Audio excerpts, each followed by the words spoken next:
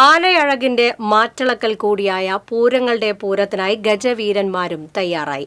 പൂരം എഴുന്നള്ളത്തിനായി കേരളക്കരയിലെ എണ്ണം പറഞ്ഞ കൊമ്പന്മാരെല്ലാം പൂരത്തലേന്ന് തന്നെ പൂരനഗരിയിൽ അണിനിരുന്നത് ആനപ്രേമികൾക്ക് ആവേശമായി.